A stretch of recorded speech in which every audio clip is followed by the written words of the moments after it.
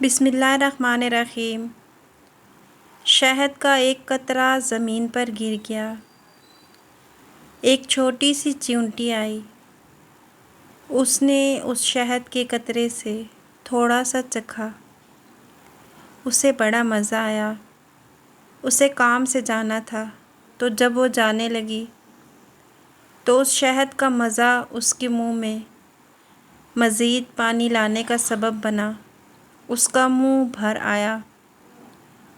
کیا زبردست اور مزیدار شہد ہے! کتنا میٹھا ہے! آج تک ایسا شہد نہیں کھایا۔ وہ لوٹی اور شہد میں سے تھوڑا سا اور چکھ لیا۔ اس نے دوبارہ جانے کا عزم کیا، مگر اس نے محسوس کیا کہ یہ تھوڑا سا شہد کھانا کافی نہیں ہے، اسے اور کھانا چاہیے۔ وہ رکی اور اس مرتبہ کھانے کی بجائے شہد پر گر پڑی تاکہ وہ کم سے کم وقت میں زیادہ سے زیادہ لذت حاصل کر لے۔ وہ چیونٹی شہد میں غوطہ زن ہو گئی اور لطف اندوز ہونے لگی، مگر افسوس کہ وہ شہد سے باہر نہ نکل سکی۔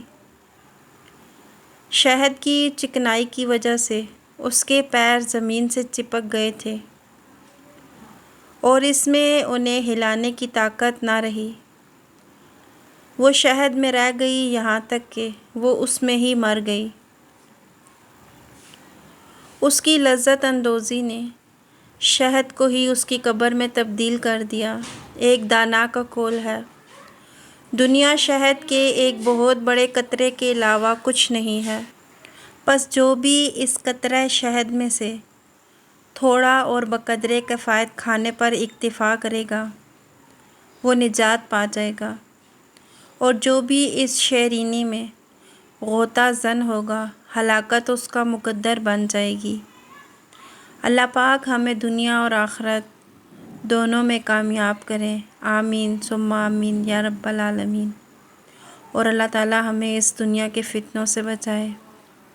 ویڈیو پسند آئی ہو تو لائک کیجیے گا۔ مزید ایسی اچھی ویڈیوز دیکھنے کے لیے ہمارے چینل کو سبسکرائب کیجیے گا۔ جزاکم اللہ خیرا کثیرا۔